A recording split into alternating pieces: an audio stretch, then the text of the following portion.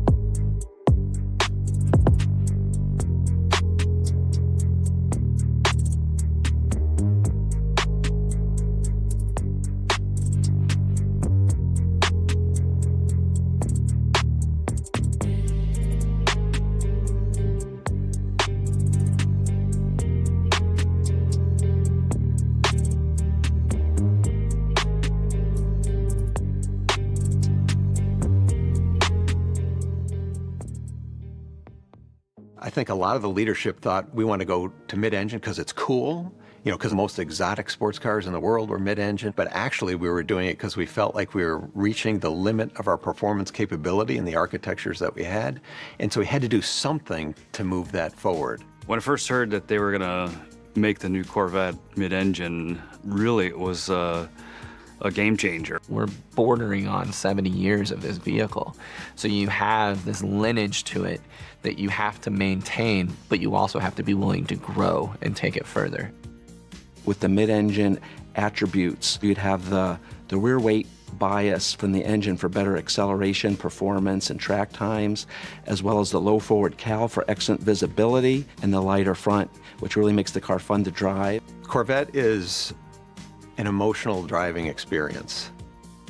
No matter who you are in life, when you get into a Corvette, you're a superhero. We needed a bespoke transmission, custom designed for this car, because we have engines that produce massive amounts of torque, so the DCTs that are on the shelf wouldn't stand the Corvette duty cycle. Is you've got a shaft that has your even forward gears, 2, 4, 6, 8, and your odd gears, 1, 3, 5, 7, and you can simultaneously be disengaging one shaft while you're engaging the other one. So it's quicker than a human being could shift a manual transmission. This way you get the lightning fast, less than 100 milliseconds shift when you need it. What if we could do a new definition of a mid-engine sports car, not just for high-performance driving, but to go on trips, adventures, just make the driving to work an experience. Utility of the car has been something we focused on too, ensuring that we've got a space for people to store luggage or groceries or what have you. So we have a front storage section that's very deep. We've got a trunk in the rear that not only accommodates 2 bags of golf clubs, but also stows the removable roof panel. Driver mode, which is what most people are used to as tour, sport, track, and weather. My mode and Z mode are actually just 2 additional modes. Tour, we look at it as a balanced mode that's good at everything. Sport is a little bit more catered toward the spirited driving. Track is all about the response and how the vehicle handles around maximum cornering, maximum acceleration, and maximum driver feel of the road. What my mode and Z mode will allow you to do is for the driver to configure it themselves. The design intent of Z mode is for a single use case. You could set up Z mode for that curvy road that you go on every day on the way to work. Click on Z mode, do your curvy road, and then go back to my mode, and that's your day. What we wanted to do was kind of go to a 3-seat strategy. With the GT1 seat, that gives you your perfect everyday kind of driving seating position, comfortable bolsters. The new entry that we have for this one is the GT2. The GT2 seat is really an exciting seat. It's a Napa leather. It has most color blocking opportunities. It's a really beautiful form seat.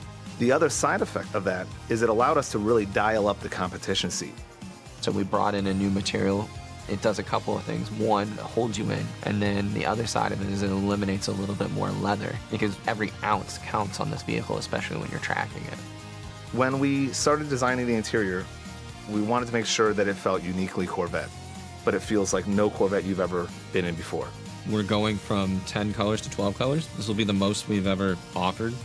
What we're finding is that our consumers want to bring a little bit of their own identity in the car and really want to exemplify who they are and bring their own emotion out. And then the other main point that we did on the interior was the stitching and seatbelts. And this is really giving you a step above black when you go down that path. Drivers can now raise the front of their Corvette almost 2 inches in less than 3 seconds with the available front lift. While it can be manually activated, it can also be programmed to remember the GPS locations of up to 1,000 obstacles throughout your commute, so that you don't, for example, have to remember to activate it every time you arrive home to a steep driveway.